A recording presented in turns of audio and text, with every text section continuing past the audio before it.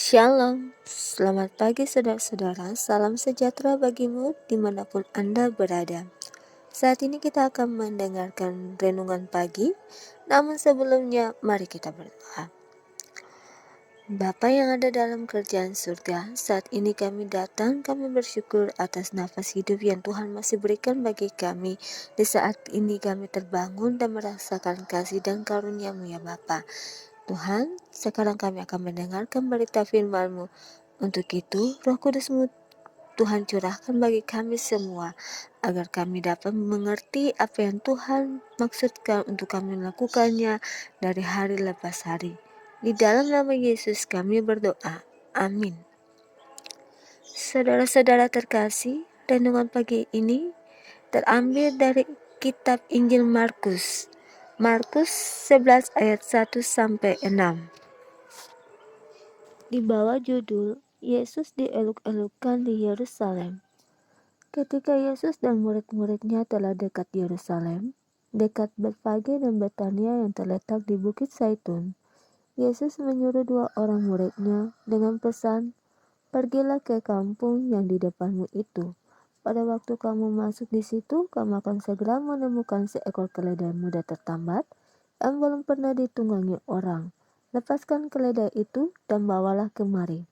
Dan jika ada orang mengatakan kepadamu, 'Mengapa kamu lakukan itu?' Jawablah, 'Tuhan memerlukannya. Ia akan segera mengembalikannya ke sini.'" Saudara-saudara, jika kita membandingkan ayat 2 dan 3, maka kita akan melihat bahwa Yesus sedang berbicara pada murid-muridnya mengenai masa depan, yaitu sesuatu yang akan terjadi pada kehidupan kita di masa yang akan datang, masa di mana kita belum pernah menjalaninya ataupun mengetahuinya, namun Yesus sudah mengetahuinya. Yesus tahu tentang kehidupan kita, entah itu kehidupan di masa lampau ataupun masa sekarang dan masa yang akan datang. Semuanya itu tidak tersembunyi di hadapannya. Pertanyaannya, kenapa ia bisa tahu semuanya? Jawabannya cuma satu. Sebab Yesus adalah Tuhan, pencipta langit dan bumi beserta isinya. Ia adalah Allah yang berkuasa di bumi dan di surga. Tidak ada kuasa apapun yang dapat menghalanginya.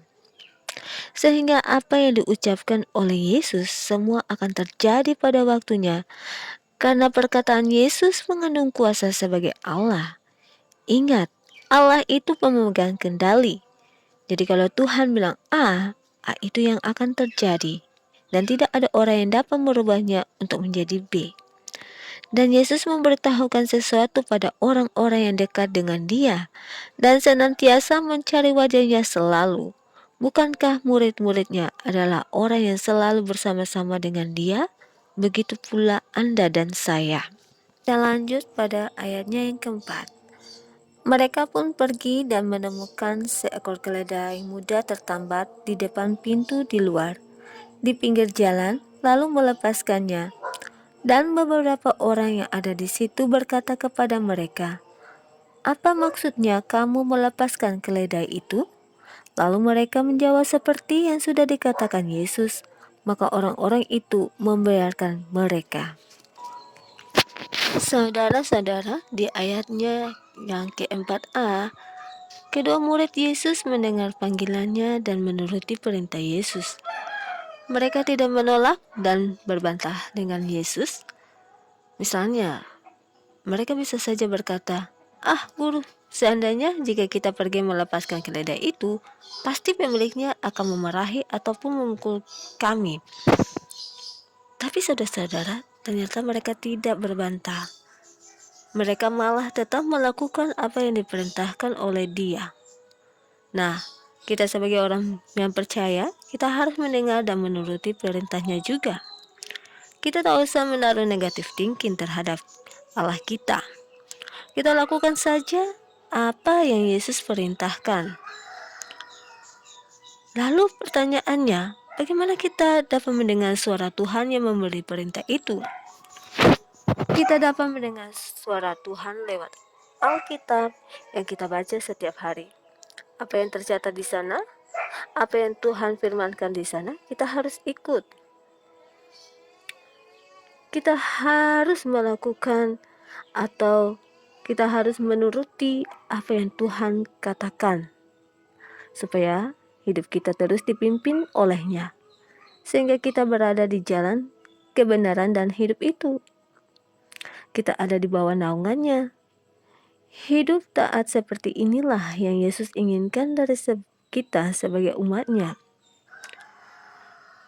Lalu saudara-saudara terkasih, ternyata apa yang Yesus katakan itu benar-benar terjadi. Bukti dari perkataan Yesus itu dapat kita lihat di ayatnya 4b sampai ayatnya yang ke-6. Di sini kita dapat melihat bahwa setelah kedua murid itu melakukan apa yang Tuhan Yesus ucapkan, mereka pun menemukan segala sesuatu yang terjadi tepat seperti yang Yesus katakan kepada mereka. Jadi saudara-saudara, ketika kita berjalan dengan Tuhan kita,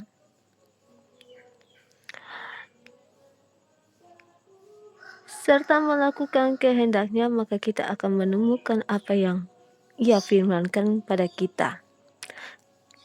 Dan kita akan menerima serta mengecap janji-janji Tuhan yang kita terima di setiap perkataan firman-Nya. Karena Allah kita adalah Allah yang baik dan penuh kasih. Allah yang setia pada ciptaannya. Dia jujur dan bertanggung jawab pada setiap perkataannya. Dan apa yang diucapkan oleh-Nya tidak akan kembali dengan sia-sia. Karena firman itu melakukan apa yang dikehendaki-Nya. Jadi kita tidak perlu khawatir ketika kita melangkah bersama Dia. Yakin saja Yesus yang kau sembah, Dia adalah Tuhan yang hidup dan nyata. Sekalipun engkau ada dalam lembah kegelapan, Dia akan tetap mengulurkan tangan-Nya untuk menolong. Sebab Dia adalah Tuhanmu, Tuhan Allahmu yang menyayangi dan mengasihimu. Jadi ingatlah, saudara-saudara, yang pertama, perkataan Yesus adalah jaminan masa depan kita sebab Ia adalah Allah yang berkuasa. Dengar, turutilah dan lakukanlah apa yang difirmankan oleh Dia. Kita akan menerima janji-janji Tuhan yang digenapi dari setiap perkataannya ketika kita menuruti perintah Tuhan. Maka dari itu, janganlah engkau keras hati mendengar suara panggilannya, mari datang dan serahkan hidupmu padanya. Tuhan Yesus memberkatimu. Amin. Demikianlah renungan kita di pagi ini. Semoga kasih dan sayang Tuhan selalu menyertai saudara semuanya. Shalom.